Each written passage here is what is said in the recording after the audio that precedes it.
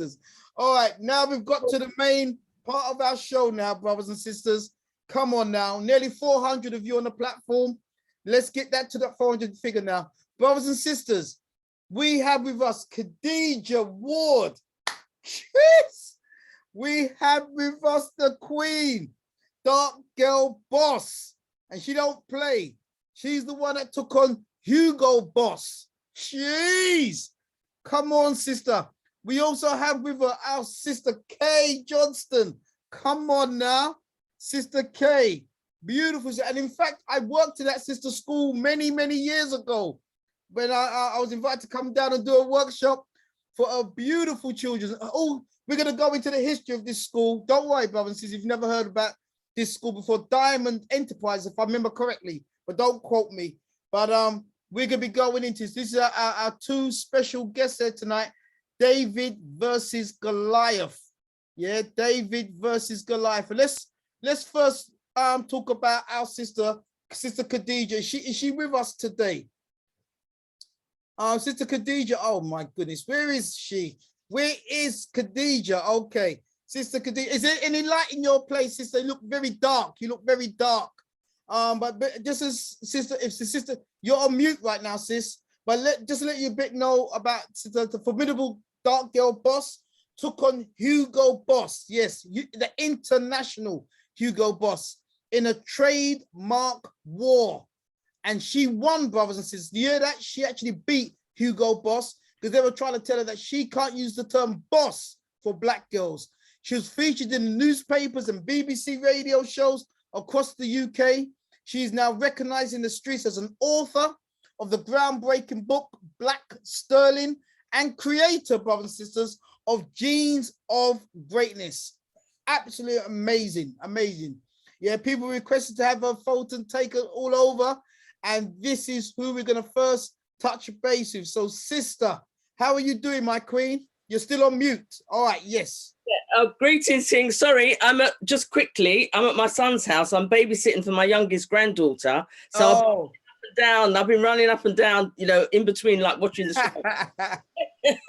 But thank you so much for having me. Can you see me? It's a bit dark in this room. It is a bit dark. I can't lie. It is a bit dark, but don't worry about that, sister. We'll work with what we've got right now. Sister, for those who may not know anything about you, sister, because I want us to really, by the time we leave here tonight, yourself, the story of yourself and Sister Kay has got to be ringing right around the world, sister. So, yes, my queen, let us know who about you and let us know how did you clash with Hugo Boss and what took place? Well, what happened was, it was actually on the beaches of Barbados. I had an epiphany about what I was going to do to support my people. And that's where I had the idea about Black Sterling, my book, Black Sterling, this one. This Black Sterling, it breaks down the white supremacist system and it talks about escaping from the system and collective black wealth. Yeah. And I also came up with the idea for Dark Girl Boss. So I wanted to create an organization for Black women, really, you know, because the way dark women are seen, yes, we're not seen in a good light. We're actually at the bottom, if you want to say, because, you know, white people, they create the society, they create the systems. So within their systems, we are right at the bottom of the system, the Black woman. So I wanted something that would elevate the Black woman and sing the praises of us, particularly us darker women. Because as I talk about in my book, Dark Girl Boss, about when I was younger, I was ridiculed for my dark skin at school. Yes. And sometimes even within your own families as well, when you've got lighter people in your own families and you're dark, sometimes even in your own family, because they have that mentality that light is better. So I came up with Dark Girl Boss and I actually registered it as a trademark because I wanted to take it all over the world. So I wanted it registered as a trademark. So I created the trademark and it was actually my face and my hair. Someone done like a cartoon character, my face and hair. Yeah. So I trademarked it and I put it into the intellectual property office and everything. And then I received, one day, I received a 9-page threatening letter from Hugo Boss's solicitors.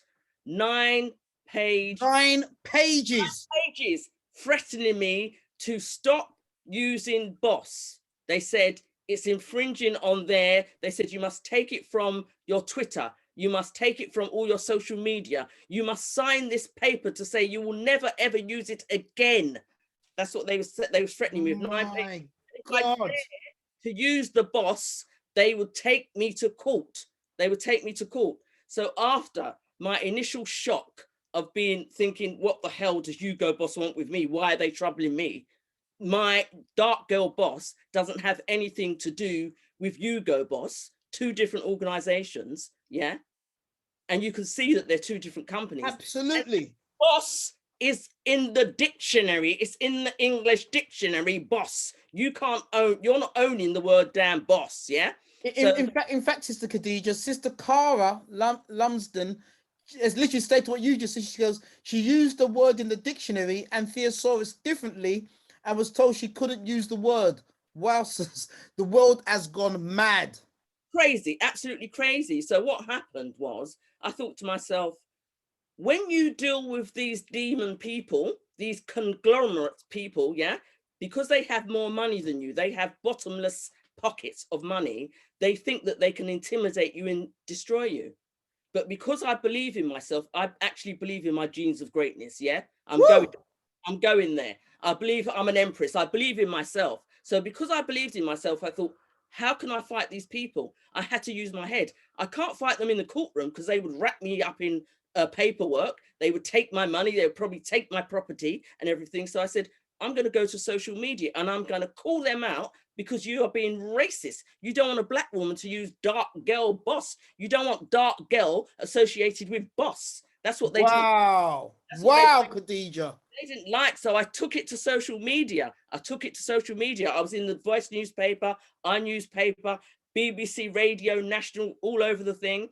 We was going to stage a protest outside of their flagship store in Regent Street, and then they conceded. They actually conceded. They said, oh, we're trying to get in touch with her, because when it was going everywhere, it went. Yes. I had people from America calling me to ask me how I can help them when they had problems with all these big conglomerate companies, these branded companies. So because it went viral and I put it out there, they conceded and they said, oh, we're trying to get in contact with her. You know, we want to come to some suitable arrangement, but they wasn't. And I refused to actually talk to them because I thought, I'm not talking to them because what am I going to say? I'm going to use the word boss and that's it. I'm using it. You don't own it. Wow. That's it. And then they went away, gone, finished. Wow. I've just got a note from Brother Nia, who says, I remember following most of Khadija's case with H Boss. She's a real empress boss. Thank you. That was DJ Supreme, another brother in the community, radio this DJ, he said branding comes from slavery, slave owners coined. So sister, when you first got that 9-page letter, be honest with us, did you get that shoot of fear that went up your spine? I mean, I've actually done talks on this. There's a video of me talking about this, and I said, oh my God, Hugo Boss is trying to sue me. It's like, and I went, the blood actually drained from my face because that quick reaction of a big company, you just think of this big organization that's going to destroy you. So it's very quick. And then that night, I mean, and then I was telling everybody about it. I always tell everybody when I've got anything, these issues, I tell everybody. So yes. And then I was laying down in my bed and I was thinking, Hugo Boss can't mess with me. I'm an empress. Yes. This is what I thought laying down in my bed. They cannot mess with me. I'm taking these people on. And that's what I was thinking when I was laying down in my bed that night after the initial shock of them trying to threaten me. That's what I decided. I'm going to fight you, but I will fight you my way, not your way, in the court way. I fight you my way. And I'm so proud. Sister, this is I mean, you are a living testimony of literally, because many of us see it in films and movies, because they can literally make a movie on you, sister, and this fight. They could literally make a movie. But sis, before we move on to our sister Khadija, because I know you're working in conjunction with our queen, what advice would you give to our brothers and sisters who may be facing a similar type of persecution from the powerful? You know, because it's not easy. It's easy now that we can listen to, but you know, in real time, sister, you know, what advice can you give to us? Well, first of all, I would say you have to believe in the greatness of self. Because if Mm, you not believe in yourself, then you won't have the power to fight the fights that you need to fight. That's the first thing. mm. Believe in your own personal power. Wow. Number one. And the second thing is you have to strategize. You have to try to beat them in a way in which they won't, that they're not used to, which they're not comfortable with. And these people, they're not comfortable with media and them being called, for example, if they're being called racist, they don't like to be called They racist. don't like that term. Racist. You start calling them racist, they shrivel back up into a corner. So you have to think about where they are going to be uncomfortable, and where they're going to be uncomfortable, that is where your focus should be. Make them uncomfortable. And it's usually out in the media, calling out for who they really are. Call them out. These people operate in the shadows. Yeah. If you take them to court, nobody knows about it when you're going to court. And you're losing, they're draining all your money. No one knows about it. They're fighting you in their arena. Take them out of their arena into your arena. That's what you do. Sister, I mean, I want to keep this, sister. You called them demons. Isn't that too a powerful word? Did you slip that? Was that a slip? No. Or did you really mean it? Anyone that knows me, that I'm a straight talker. They are demons. They are demons. They are demons, and they cover themselves up under these organizations. But really, they're demonic. These people. The way they treat our people, what they do to us, strip us from everything, steal from us, you know, treat us badly, you know, put us in jail, murder us. They're demons. They're demons. And I call it as it is. They are demons. And when you're dealing with them, you have to know who you're dealing with. You have to know who you're dealing with, and then you know how you have to fight them. And I always, as well, you must try not to fight them on your own. That's why, to me, unity is so, so important. If you have your community behind you, it's harder for these people to fight you and take you on. Yeah. If you're just one person on your own, it's easier for them. It's easier. And when I was taking my fight, I brought the whole community with me. I got everybody on my side. That's what I did. This is such powerful. Sister, I don't know if you've seen this yet. You know, we're talking about Hugo Boss right now, and challenging powers that be, okay, beloved, and you're a living example of challenging this power, okay, sister. Because I know it went all over. Let's have a look. In companies trying to prevent black progress, if you don't know Dark Girl Boss, it was basically started by Khadija Ward. Then she takes it to the IPO office to then get a trademark. Knock, postman come, letter come true. Hello. Hugo Boss. What? Desist and remove your application because it has the word boss in it, basically. Dark Girl Boss is the brand name. Hugo Boss. And now you can't use boss. But there's plenty things that have the word boss in it. Did they come after Girl Boss? I don't know. Did you, Hugo Boss? I just feel like they saw a black woman trying to do something and they were like, you know what? No. What'd she do? She continued. And she took the story to the media. They approved her registration, so she got it trademarked. Yep. So she came out on top, basically. And this is a story, I guess, to people who are thinking of starting a company. Do you? Right. And call it what it is. Racist. So, sister, it looks like you've literally inspired black women, not just black women, but I'm using black women for a reason. It looks like you inspired a whole generation of black women, because this went all over the world. Yes, this went all over the world. Yeah, it went all over the world. And I had people from the US, not just the US, other countries as well, calling me, asking me, how can I deal with, you know, whoever they was dealing with, a big organization? They're coming after me. What can I do? Help me. So I just, you know, I just give people advice and I help them and I tell them what to do. Just as how I just told you. Sister Jacqueline Russell says you are royalty. They should have known that you should have known better. They should have known better. Boss One says expose them, Ross. Lord gosh, okay. Carla says, sorry, Susan, we've got to be able, because Susan's online right now. We don't want to opt for someone singing about us.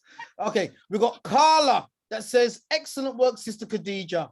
Rebecca says power, and she brought up the black fist. Paulette Pringle says you are an inspiration, Khadija. Simon from Trinidad says, see, If you resist the devil, he will flee from you. Yeah. Sister is a testimony of this. Glasmin, beautiful Glasmin. She does some great write-ups on our show. She says powerfulness to the queen. And it goes on. I can't read out all of them because there's so many people that you've inspired. But Cool. sister, you know, let's move on first now to Sister Kay Johnson. Because we're gonna come back to you, Khadija, because you're working with Sister Kay. Sister Kay Johnson, she's another powerful queen. See, this is queen power today. We've got Sister Susan, we've got Sister Khadija, we've got Sister Kay.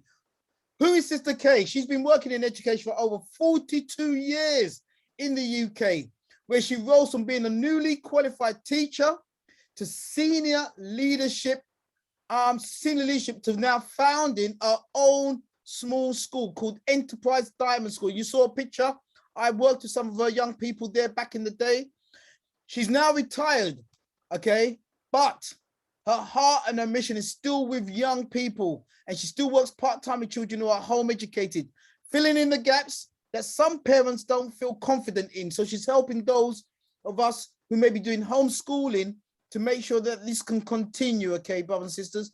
Now, she's got an interesting story to tell us, and this is Sister Khadija, you know, again, with her power of influence within the community, has caused this to create a viral onslaught, a tornado around. But Sister Kay has been in our community for years, working on the front line.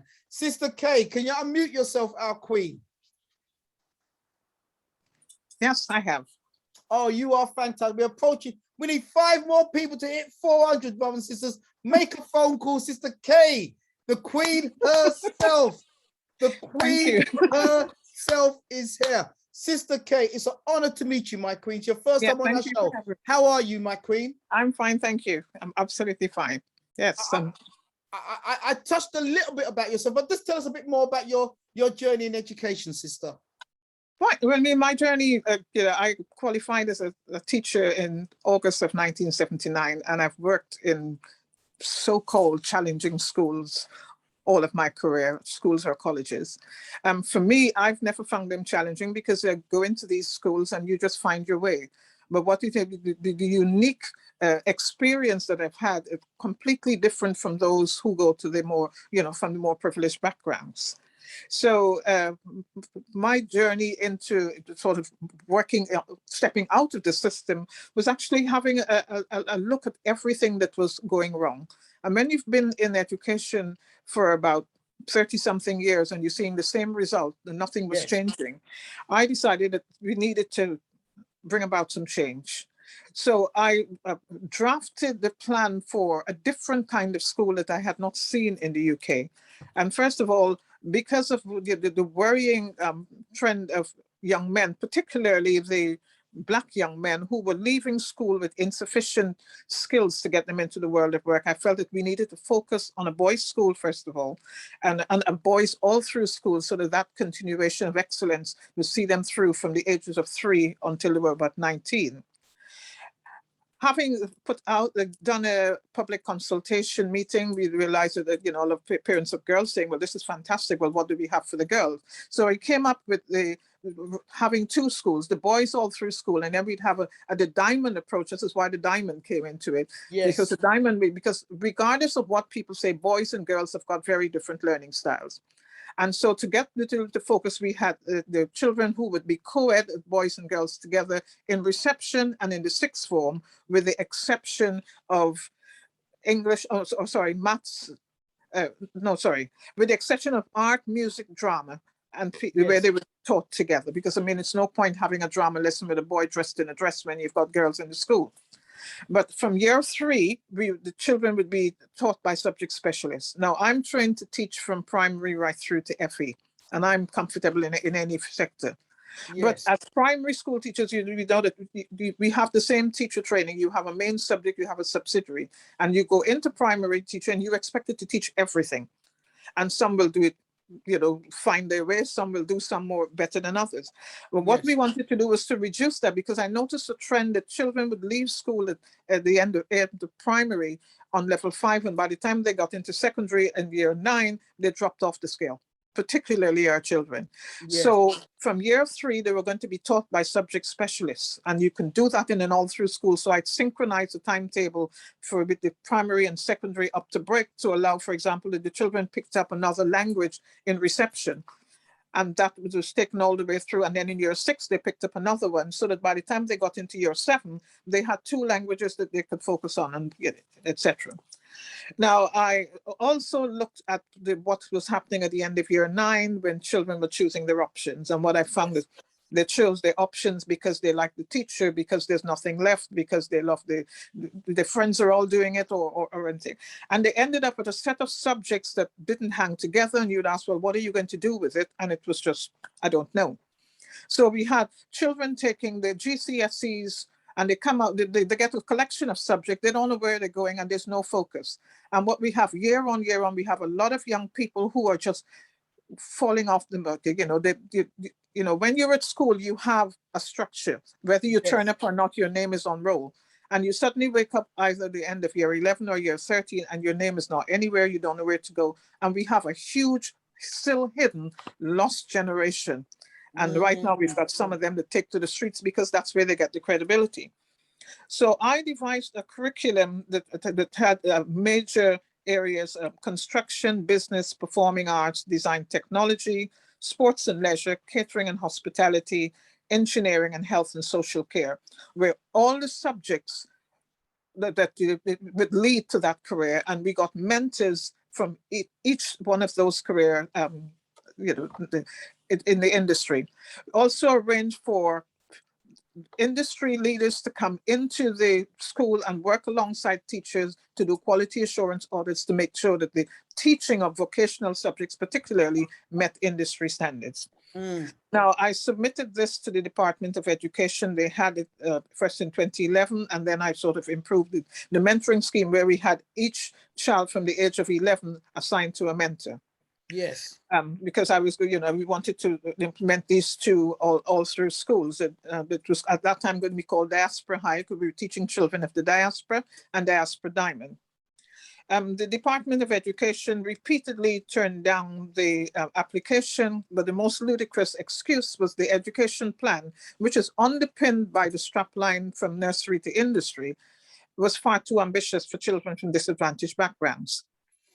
I demanded a meeting with the panel, and they was told, when I asked the question, well, what should children from disadvantaged backgrounds aspire to? There was no answer. We even had Cambridge University on board that wanted to partner up with the school so that they could come down on Saturday mornings and start teaching the children themselves. And no answer whatsoever. It was like they were primed to not give any answers. We were sitting down in a boardroom with 5 members of the panel from the Department of Education, and nobody would answer any question. In the end, one of them said, well, we have to do what the ministers want. And I said, well, okay, what do the ministers want? And everybody went quiet again. And in the end, he said, well, you have to appreciate, Mrs. Johnston, that we're still learning. I said, well, if you're the Department of Education and you're still learning, where does that leave us? And it got more and more ludicrous. They looked through the education plan. I had all the policies. It took about 3 weeks to write. And he said, oh, these are very detailed. Before I could say thank you, where did you copy these from? That's what they said to you.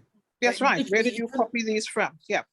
But you're an expert on African-centered learning, and you're an expert. You mean you was if I'm correct, you was a head teacher. So you'd have had that research. Yeah. Yes. Then it was asked, what is your Black school going to do that our schools are not doing? So at that point, it kind of took me aback because I hadn't thought of it in terms of a Black school. We're teachers, we teach whoever comes through the door. And I was not used to the concept of a Black school. So I said, well, actually, this school was supposed to be in Lewisham. And if you look at the demographics of Lewisham and the demographics of children in school, but then perhaps every school in Lewisham is a Black school because that's where they are. So that's how I floored them. But I mean, they dug their heels in and they refused to give us the go ahead. So the next thing I know, I was invited to a meeting. And in the meeting were CEOs from an academy trust that I wouldn't name for obvious reasons. Yes. And when I got into the boardroom, I was told to sit on a particular chair. And when I sat down, there was an A4 document with my education plan stapled to a contract that I was told to sign as soon as I sat down. And I refused to sign it. I said, well, I'm not going to sign this. And he said, well, just sign it and, more or less sign it and disappear. So he said, we have our own principles to run your school. And then the penny dropped that they didn't want me to implement my plan with my face in front of it. They wanted their own. And I said, I can't do that. And he said, well, I said, with all due respect, I will run my school myself. He said, what do you want to do that for? If you insist, we will pitch you an interview with our experienced principals and see how you get on. And, I began to feel very, remember my sister was with me, and my sister said, why do you want Kay's plan? And he said, well, it has some very good ideas, and, we think that we can use it. And then one of them said, this is too big for you. Why don't you just go and open a little supplementary school somewhere? Wow. Wow. My plan that I wrote that, my vision was far too big for me. Open a little supplementary school. They don't see that as a threat. Wow. And it got more and more ludicrous. In the end, I terminated the meeting. When I refused to sign it, the next thing I know, I received a call from a member of the senior leadership team of a college in North London saying that they had been told that I had devised a plan for motivating boys and wished to discuss it with me. So I said, well, who told you? I don't even know that you're existent. And they wouldn't say, but I knew it had to be somebody from the Department of Education because they were the only ones who knew about it. And I said, well, what's the problem? He said, well, we're finding boys difficult to motivate, and we're thinking of opening an alternative provision within the college for these boys. And I thought straight away they're going to have some kind of crew-like provision and throw all the black boys in, and thought we can't have that. So I said, okay, you can come and see me. And I gave them, the following Thursday, that I was home that Thursday. And he turned up with a memory stick. And I remember he turned up about 1:10 on that Thursday afternoon. He came with his laptop, showed all the vision for the college and everything else. And I had done some handouts and I talked him through, well, this is, having worked in predominantly boys for most of my career in secondary school, I am quite comfortable with how boys learn. So I prepared handouts and gave it to him, talked him through. And ever so often out came the memory stick. Now, if you'd like to put your plan on this memory stick, and I said, I can't do that. And we get talking. 5 hours later, there's no sign of moving, and the memory stick came out at least 10, 15 times. 8 hours later, he's not moving. He's still asking for the education plan on his memory stick. So I remember my husband saying, well, wouldn't that be intellectual theft? He said, oh no, I'm just gonna take this back to the college and we'll show it to the rest of the senior team, and we'll come up with something like it, but not quite the same. And bearing in mind that he came at around 1:10, at 10:22 p.m., my husband said, if you don't leave now, you will miss the last train. 10:22 p.m. Yeah. He was up, and I think the whole object was to get me so tired and so fed up. I mean, this is one time when I thought, my good, I'm bringing was not really serving me thing, because I couldn't bring myself to be rude and just open the door and said, can you get out? So, which, perhaps other people might have done, but you're trying to be very polite. You offer tea, you offer coffee, you had cake, we had sandwiches. And after a while, I just thought, no, this is just too much. And so it was that trying to wear me down so that I could do it. And I just absolutely refused to do it. So I knew since then that the Department of Education had a different agenda. They didn't want me to implement my own plan in my own school. But they obviously saw the potential. Yeah. So I walked away from the free school, and meanwhile, one of the parents who had registered her son in the school since he was 8 years old, waiting to come in, decided that she was going to take the Department of Education to a tribunal on the grounds of racism. So I had to, give in our application form to her barrister, etc., to take this through the court. Now, there was an oral hearing in March of that year, and the DFE were absolutely losing. So the last minute they threw out in the last 5 minutes, as the judge was summing up, that they changed the way that they viewed applications in view of the points that were raised on racism. Yeah. Now, the barrister had asked the Department of Education for, under the Freedom of Information Act, how many Black proposals had their schools approved. The DFE replied that under the Freedom of Information Act, they reserve the freedom not to withhold that information. Oh, So- wow. So they wouldn't even Yeah. tell us. Yeah, that's How right. many They blacks- refused to give, yeah, they refused to give that.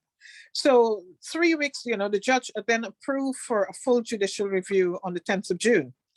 3 weeks before that, the Department of Education got in touch to say that rather than go to the judicial review, they would like to mediate instead. To be quite frank, I wasn't interested because I thought we had all the ammunition there. Because when the bundle came for the judicial review, I sat down and read it through. And first, it looks pretty daunting when you come in from work and there's a 200-page package waiting to be read. But when I got up the next Wow. morning, it was not, I wasn't seeing anything to feel intimidated about. Until I got to a page where it seemed digitally blacked out. And I thought, oh, this is funny. Why is this page blacked out? Switched on the lamp and realized that I could read it under the lamp. And on the reason for rejection, they wrote, I recommend that the school not be approved. It is not for the local community, it's for the Black community. The proposers are Wow. African Caribbean and all their mentors are Black. They had no information on our mentors.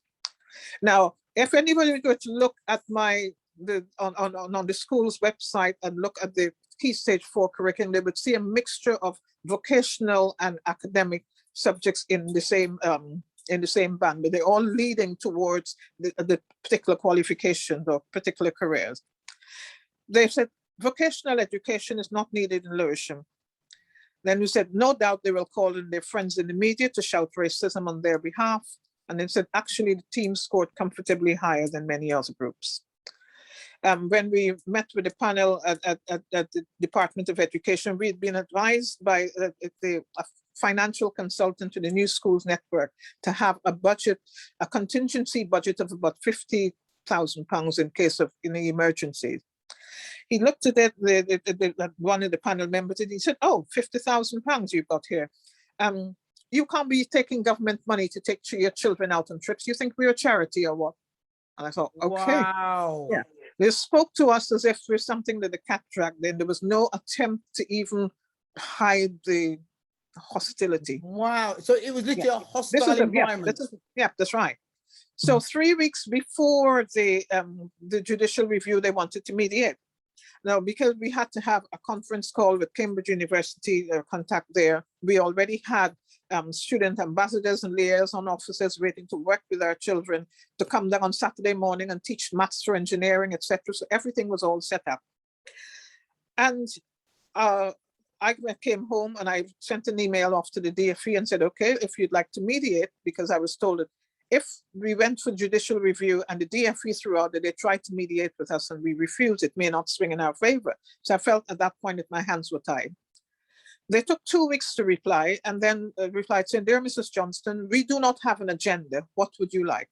Now, these are people who asked to mediate and they have no agenda. No agenda. No agenda whatsoever. So I contacted the barrister again. I sent the email on and said, well, what do I say? By which now we've pulled out from the court a procedure costing tens of thousands of pounds, and there's no agenda from the Department of Education. So she said, okay, we'll ask them for agenda. Tell them to, can you give some ideas to what these gaps that they suddenly claim that we have, and give us an agenda. Immediately, I got a reply saying 1 agenda, 1 gaps, 2 strategies. And that's it. No other words. And they gave a time, and the date was exactly 2 weeks to the date that the judicial review should have taken place. The meeting was completely unsatisfactory. They couldn't tell us what was too ambitious. They didn't want to discuss the 4 things that the reason that they blacked out. They didn't want to discuss it. All they kept saying was, oh, well, your curriculum is very inspiring. That's one of your strengths. And for the first 35 minutes of the meeting, all we could say, thank you, what are the gaps? At the end of it, it was painfully obvious that there were no gaps whatsoever. It was just a ploy to get out of going to court. So I decided to walk away from the free school and, I'll see how things pan out. But that same parent who has taken the instigated the judicial review, which didn't happen, I just on a whim, decided to contact her to see how she was, and found that her son, who was now 11, was very unhappy in the provision that he was in the local authority. So I asked her to bring him to me on a Saturday morning, and I wasn't picking up any of these bad vibes that I mean, I worked in education. SEN is also my field, so I wasn't picking up any of the stuff that they were talking about. So I said, okay, bring him to me on Saturdays, and I'll do some English and maths with him. So she decided in September to take the local authority to a tribunal for failing to provide accurately for her son. And because I had been teaching him since June, I was asked to go in as a witness. And when I appeared before the judges, I explained the vision for this school that I had. Just before October half term, we received the verdict from the judges, and the judges ruled that the child should be removed with immediate effect from the local authority provision and into my care for the rest of year 6 and into year 7 of this school that I talked about. And then I realized without fear, I had to provide a school. So I decided to go down the independent route. That was actually a lot easier because I found that I didn't need a team to do that. I could do that quite easily on my own. So I put in the application.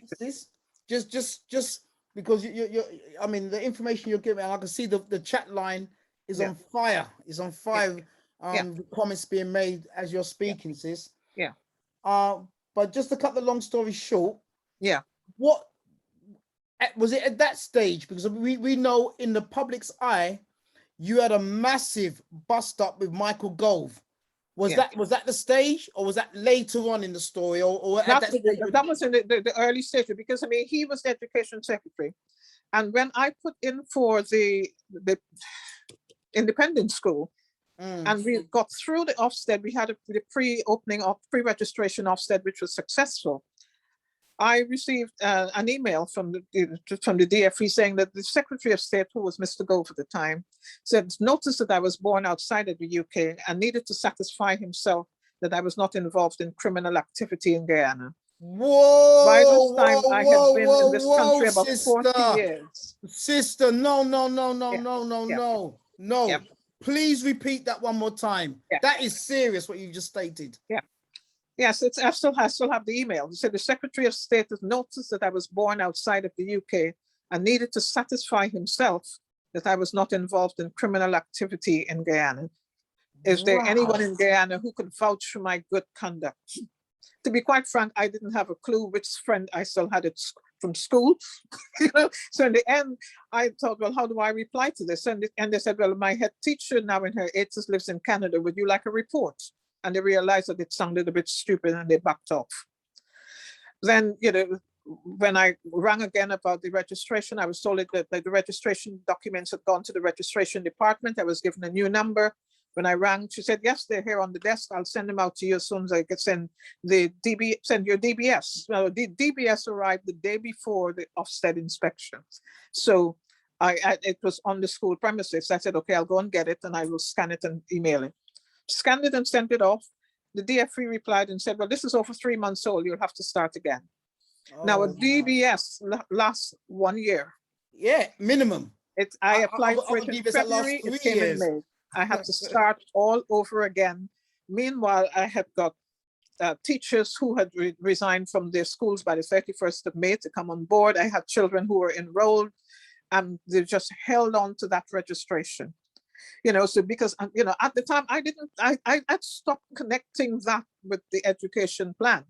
And I just thought, well, what's going on here? What's the holdup? And then told, well, you have to be assessed. Your suitability to run a school has to be assessed. And I thought, well, I've already gone through an assessment with future leaders and passed that. So what's the problem? But you got a history, as I said, I'm emphasizing that you were a head teacher. Yeah. So didn't that count for nothing? No, absolutely not. That didn't matter. That didn't matter at all. So it was, looking back now, it was just to stop me from implementing my own education plan in my own school. When I went down, I had to scale the numbers down. This is why when you came to my school, I had to scale the numbers down just to keep and put the others on a waiting list while we're waiting on the registration. So we had to operate like an elective homeschool. And then they came in and said that I offered the children too much care and too much education, and that was illegal. And if I didn't close it immediately, they could send me to prison for 5 years. Wow, Yeah. wow, wow. Yeah. And this is you educating our children. Yeah, that's right. And it's like you've been like treated like a gangster, like Yeah. you're selling drugs or you're doing something. So sister, I mean, Sister Khadija stated that she knew the nature of the enemy that she was dealing with. Mm-hmm. Did you understand the nature of the enemy that you was dealing with, or, Yeah. Right. or Yeah. what? Yeah.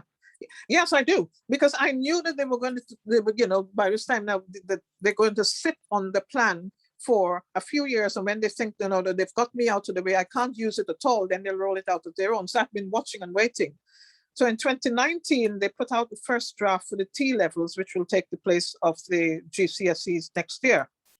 And I thought, so when I looked at it, I thought, well, I better familiarize myself with it, because I'm still involved in education. And if any child is going through the T levels, I need to know what it's all about. And as I read it, I thought, this is my plan. No, say that again. Yep, the T levels that was being put out. As a matter of fact, the final draft was put out about 3 weeks ago. I thought, this is my plan.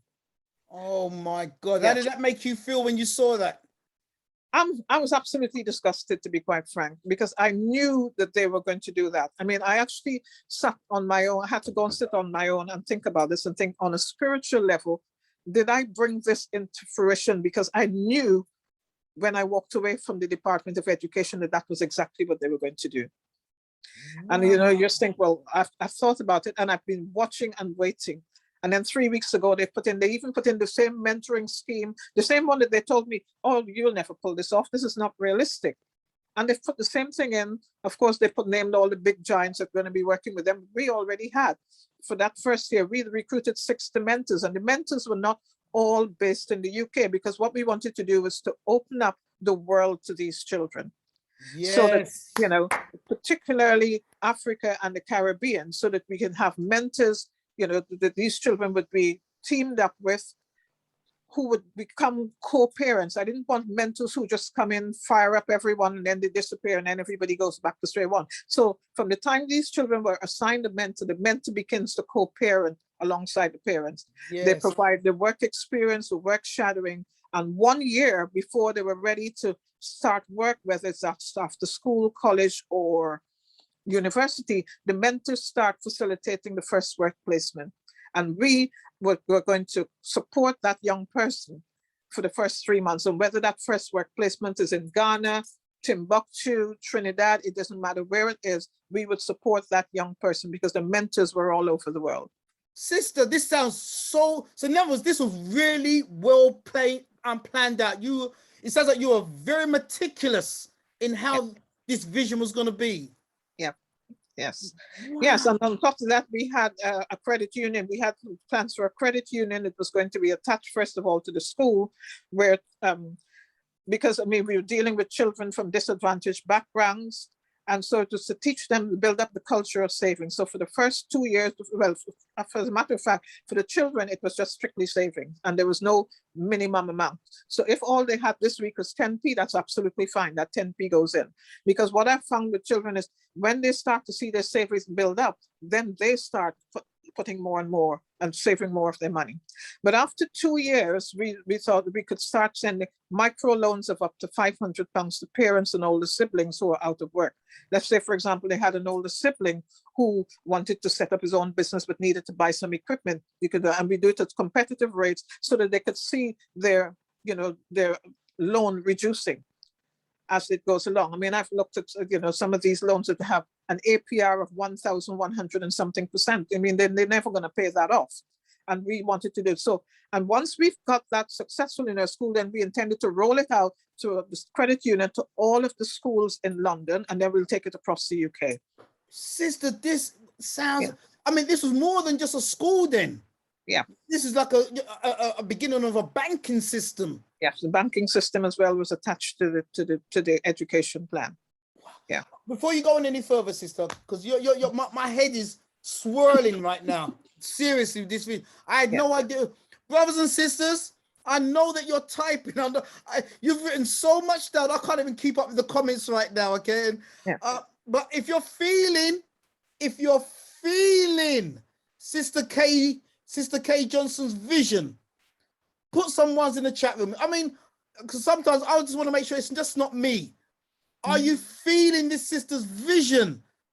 I mean, this is a head teacher that literally just had a vision of a whole system. And as you're doing that, brothers and sisters, as you're doing that, because Sister K, oh my gosh, as you're doing that, let's go back to this, because this is the sister that we've got with us right now. And this is something that she, spoke about, Center of Pan-African Thought. Let's have a look and listen. At Enterprise Diamond School, we specialize in wraparound care. Now, the children who come into Enterprise Diamond School come from they live in deprived areas. So they come in with a number of issues. And it could be sometimes that they haven't had breakfast because there's nothing. I've had one child come in, had no breakfast because the milk was off. And if he'd gone to get milk, he would be late for school. So it's better to come into school. We have children, so we provide meals, we provide breakfast. If the child is hungry, we provide lunch. We provide, provided clothes for those children, not just for the uniform. I provide their shoes. If their shoes are tight, money is tight at home, I buy their shoes. If it's cold outside and their coats are inadequate, we'll buy them a coat. And what's part of the wraparound care is just being a listening ear. Just sitting down with those children on a one-to-one and just talking through what bothers them and giving them that, hope when they leave, then they can see an end to it, or a means of how to get through the problems that some of them have to go through. And it isn't just this problems with peer pressure, it's just problems because some of them they don't really see a future for themselves in this country.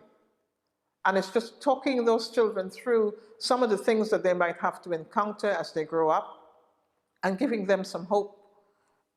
And that is what wraparound care is all about, as well as the mentors and everything else, and reaching out to their parents, because the parents have got to be involved in what is going on, so that there's a continuation of methods, if you like. If something is working at home, well, then we need a continuation of good practice. If something is working well at home, well, then we can sit down and discuss it so that that can be used in school and vice versa. So when they're getting the same message at home and at school, it gives that sort of consistency, which is what they need.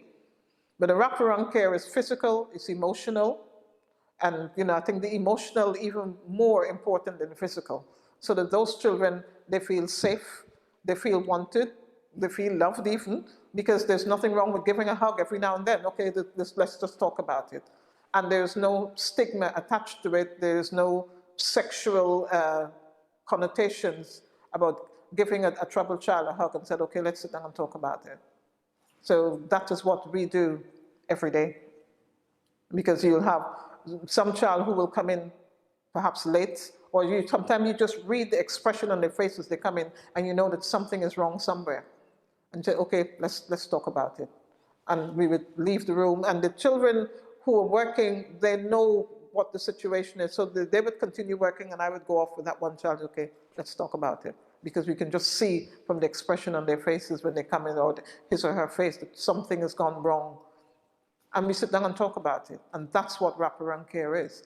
Now, in mainstream school, in a class of 30 or 35, little Johnny comes in late and he's got issues. He needs to, first of all, brace himself for a detention. So sis, you can see there that you're very passionate that every child does count, okay? And that, there's the emotional, psychological, and physical aspect of it.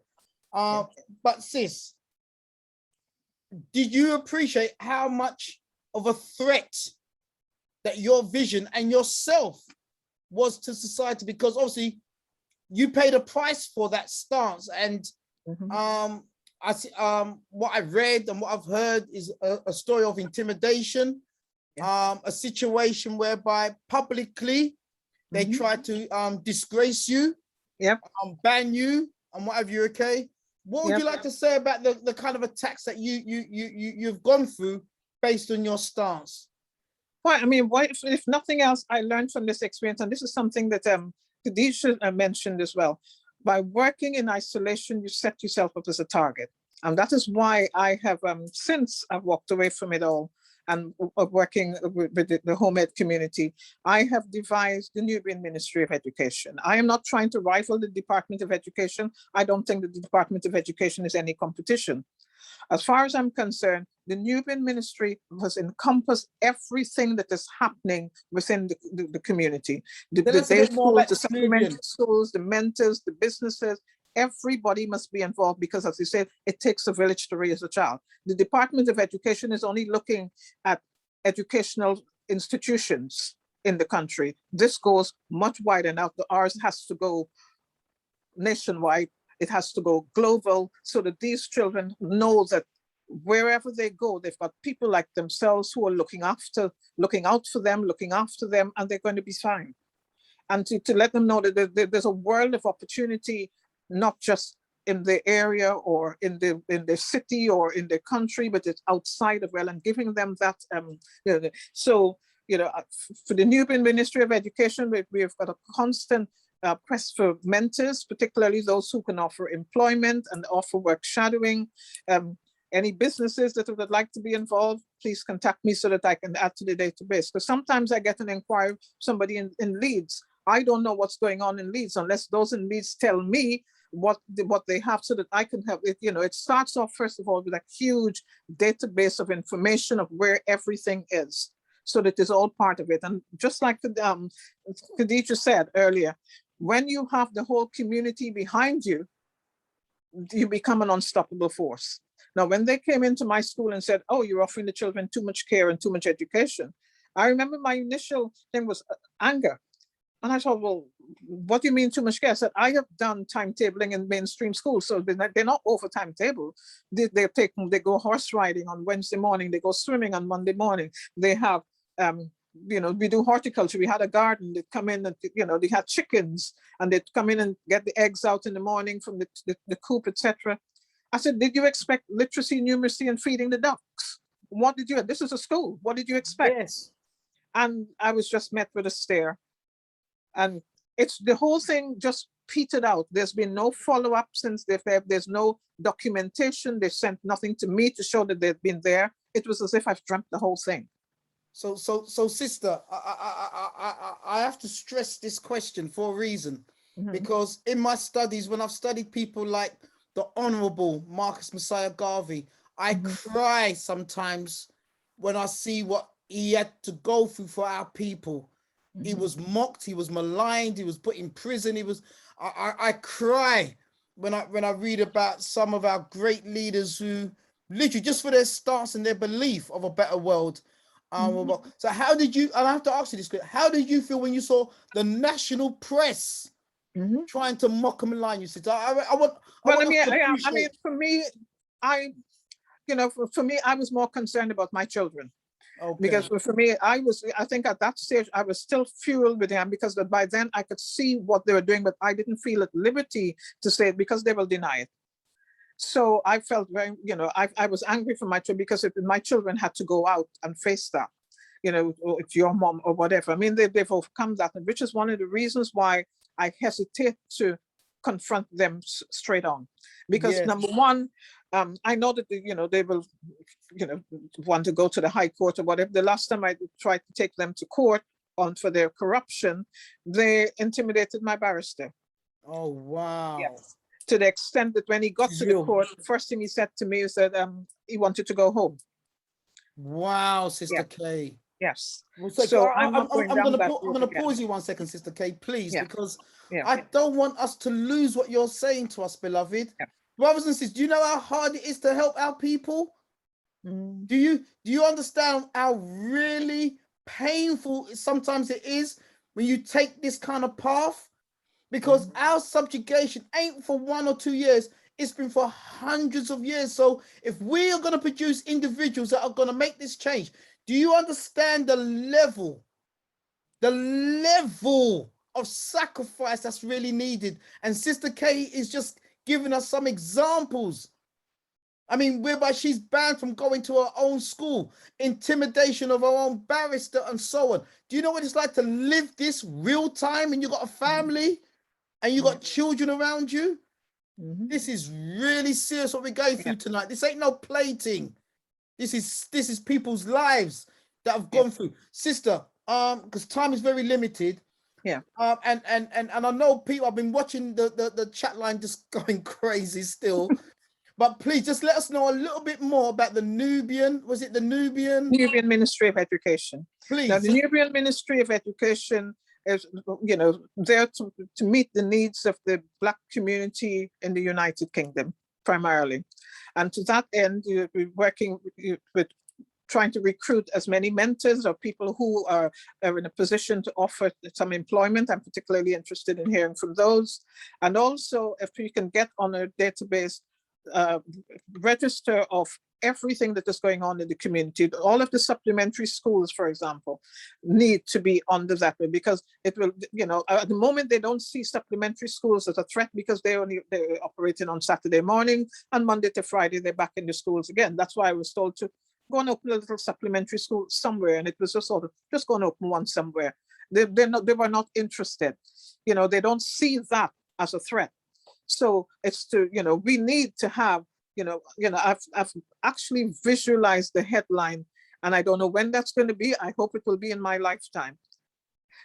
Where have all the Black children gone? We need to remove our children from these schools, even if we do it 5 by 5 by 5. I'm quite happy to train those people to take this to and teach them ourselves. If nothing else, I have learned that the children who have moved out of the system, they don't need the huge institutions where they will have a chance of being seen once every 3 weeks.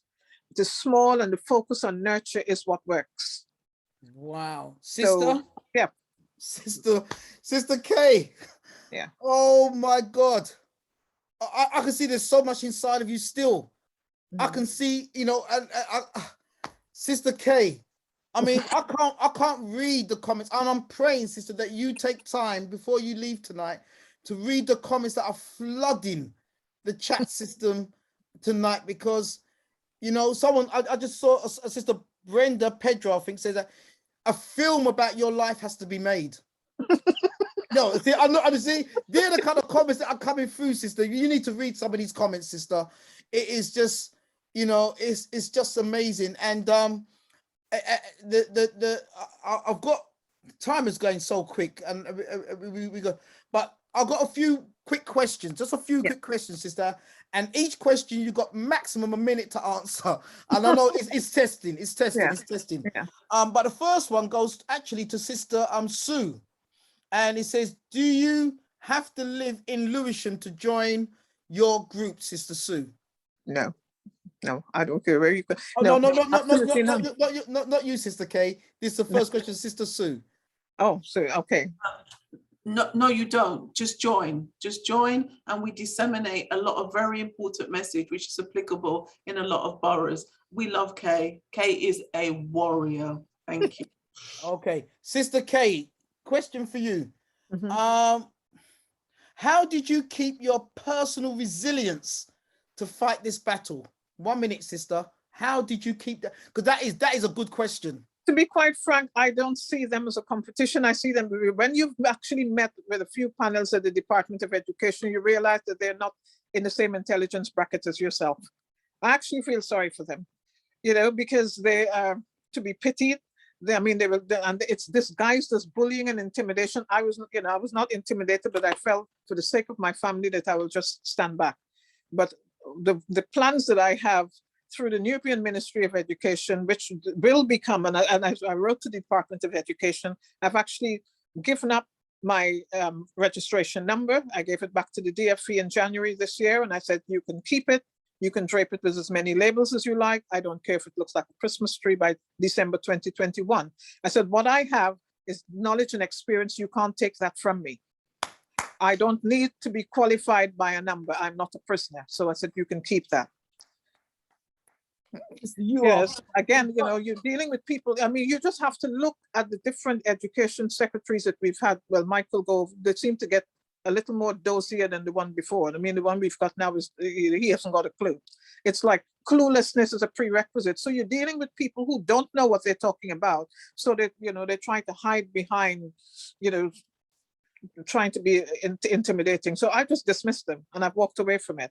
So I'm a completely free agent, and I'm just going to continue doing, as long as there's, brain cells in me, I will continue doing what I'm doing, and they can't stop me. Okay, Ezzy has asked, and it's similar to the other question, how the hell did you survive this onslaught of character assassination, as the Department of Education wished that they carried out a strategy themselves? How did you survive the characters? Because there's one thing about the professional assassination, but in terms of your character, how did you survive that, sister? I looked at it and I thought, today's news is tomorrow's ship papers. I wasn't bothered. For myself, I wasn't bothered because I knew, but I didn't feel at liberty to say. But I mean, for these newspapers who none of them, surprisingly, came to ask me any question, not a single one. They just took it off of the government website, and I spoke to the DFE about it. They said anything that they've on the gov.uk website, they would purport to be true. And I said, you put out lots of glossy documents about your inclusion, but your practice is different. So, I mean, the DFE knows that if they try, I have got a huge dossier of all their failures. I've kept every single thing, so that when they come to us, when we start our own schools, and they come in big guns blaring, so, well, you've had your chance, you've had centuries, you've not been successful, so now we're taking over. You just have to back off. Okay, sis, yes, no to this question. Mm-hmm. Would you be happy for a film to be made about your life? Actually, I started writing a screenplay. Oh, wow. I've started. It's still in its infancy, but I started writing a screenplay which tells the story and also what I believe went on behind the scenes. I haven't, but I mean, it's still in its infancy, as I said. But I'm quite happy with that, because it's a legacy to show that this is how far people will go to take your property. If you don't sign it away, they will do anything to keep it. But I mean, for those children who will benefit from the T levels, I'd like them to know that I had a part in it. But the thing is, if it doesn't go according to the vision, it will not work. Because the vision is quite clear. It will not work unless they go, absolutely. But I would like, the children out there in the UK who will benefit from this from years to come, from next year, to know that I was the person behind it. They will not get that information from the Department of Education. Okay, sis. Again, I think you've answered this under the Nubian Ministry of Education, but a question's asked there. What about your education plan? Are you hoping to revive it in some way, even if someone else takes the lead? I've thought about that, because I mean, I'm not going to live forever, and if it's something that is going to be a legacy for the community, I'm quite happy with that. Yes, I'm quite happy with that.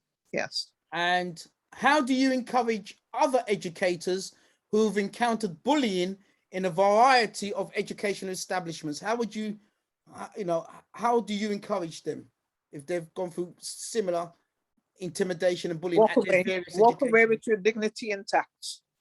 Just walk away with your dignity intact and sort of start again. I mean, I'm enormously happy with what I do now. And I look back on my years on the other side of education and wonder why I've walked with it. I've done it for as long as I have. I'm blissfully happy where I am. I've got absolutely no stress. I've got no overheads. And my life is blessed. And you find that when you're working with yourself and you're not fitting into anybody's rules or anything, that's one of the reasons why I told them to keep the registration. I said, you've held on to it.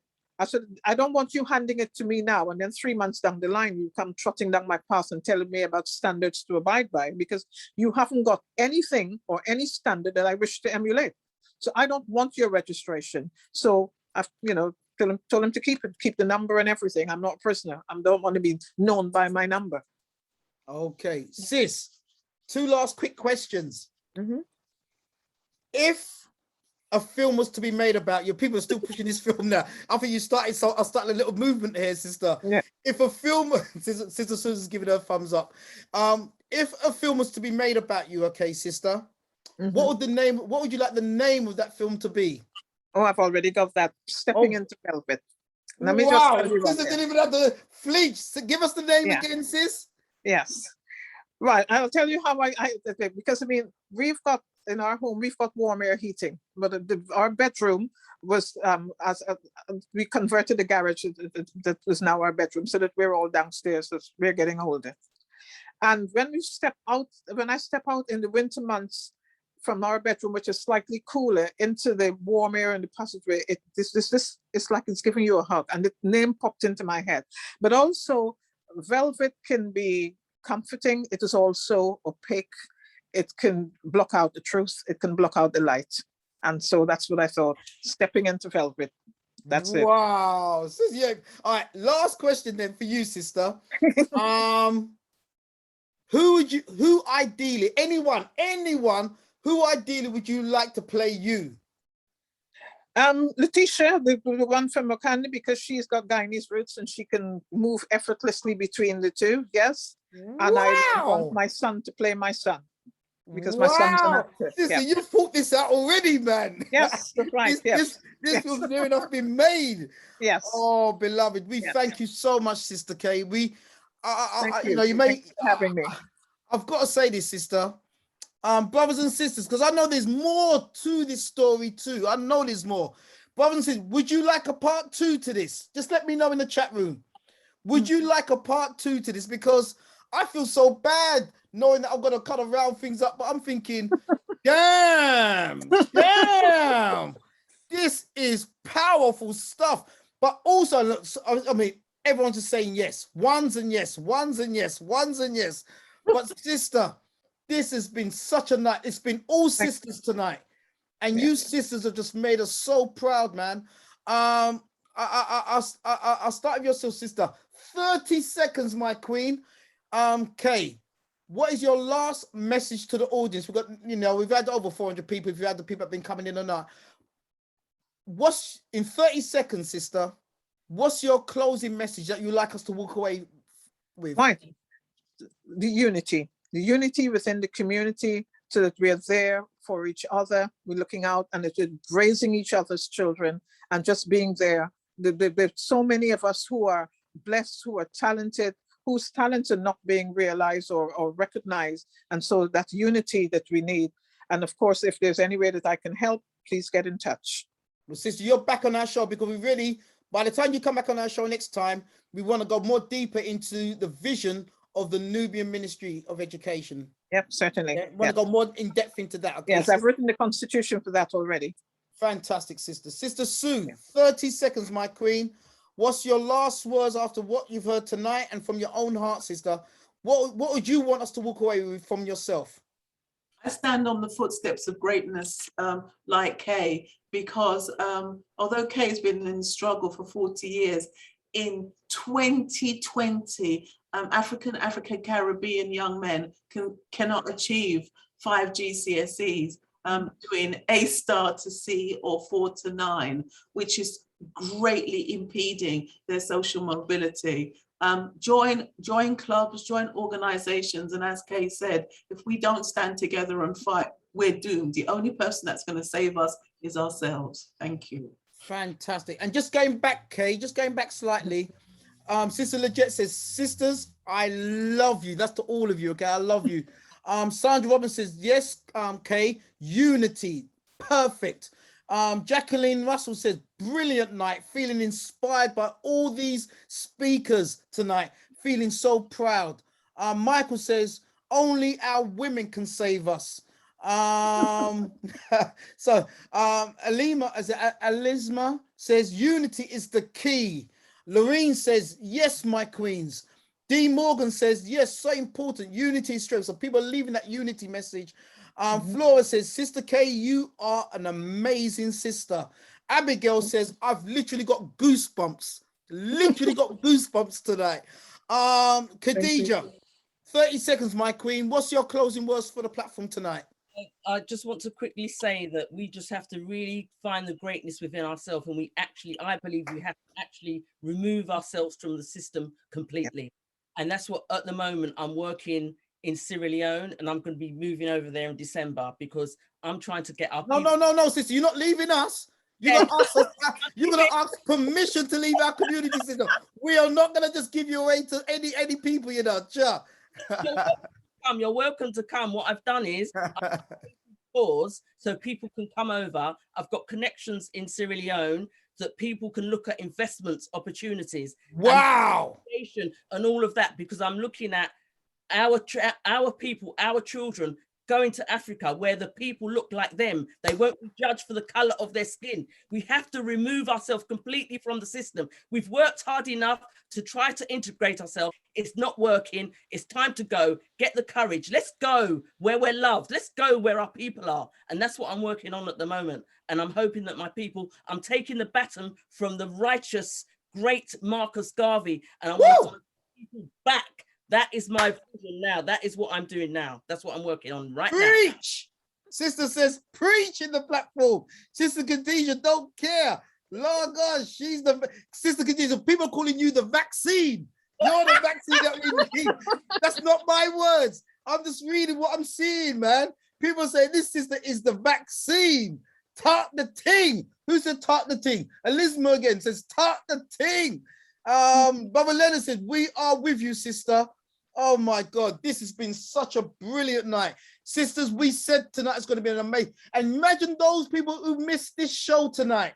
Yes, we are. The replays will be available, God willing, from tomorrow. So if you're really feeling this show tonight, but the atmosphere was just too much and you want to watch it again, and this time make your notes, it will be available from tomorrow.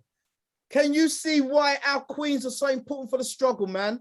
This has been this has been all sisters tonight, and yet people are saying I'm leaving with goosebumps tonight. That is the power of the Black woman. That is the power of Dark Girl Boss. That is the power of Diamond Enterprise. That is the power of the Lewisham Education Group, man. Because when we unite our queens together, and you felt the atomic bomb take place tonight, then you know, brothers and sisters, this ain't stopping for a long time. You know that this is the Hidden Truth platform. Pure love to the queens tonight. Tonight was a queens special, yeah? And brothers and sisters, don't forget. Sorry? I just want to quickly say, rise up yourself for what you're doing. And rise up. And rise up, because when I see people like Khadija and Kay joining forces, this is all over. This is all over. And Sister Kay, you started a viral tsunami. That's how I heard about this latest stage. As I said, I heard about Kay back in the day. I worked at a school, you know what I'm saying? But it went quiet. I didn't hear anything. And then you started a tsunami that went viral. Okay, so we thank you, Sister Kay, because you know you're an influencer within our community. So brothers and sisters, don't forget, at the beginning of the show, we looked at Streets Paved with Gold. It's a movie about us, by us, for us. Let's support this film being made. It's in production still. We saw the trailer. It looks amazing. Yeah. So the directors will be back on our show. The author will be back on our show. And one of the stars, Sister Paulette Harrison German, will be back on our show. Don't forget, Streets Paved with Gold. We're going to make this a success from the Hidden Truth platform.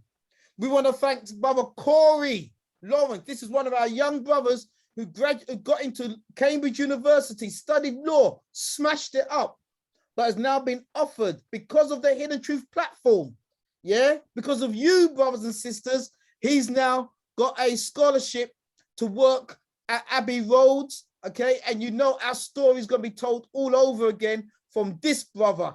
We've got to support this brother, make him famous, make him powerful, so that he can open the doors for many others that look like him.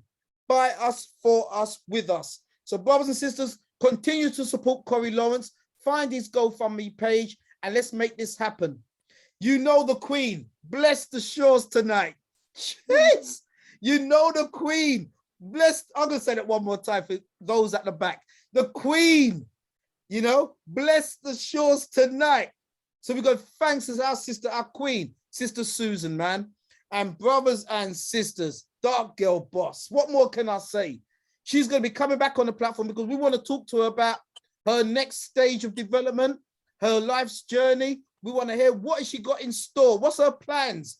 I know several people on the platform said, I've got both of her books and they are brilliant. I saw that, Sister Sharon 6X. I didn't have time to read it out, but I saw several of you said that you love her books, but we want to know, she kind of she dangled a carrot on us tonight and she said, no, I've got bigger things planned. Yeah. So we want to invite Sister Khadija back on the show when she's ready to let us know how can we help her and how is her vision going to incorporate our mission today. But brothers and sisters, you know the Queen spoke tonight. You know, from this platform tonight, a movie's going to be made about this sister's life. And you know what? We know we can go deeper. All of you have demanded a part 2. Sister Kate has agreed to come back on the platform so we can go deeper into her life journey and to talk about her vision that she's got in store for us tonight. Brothers and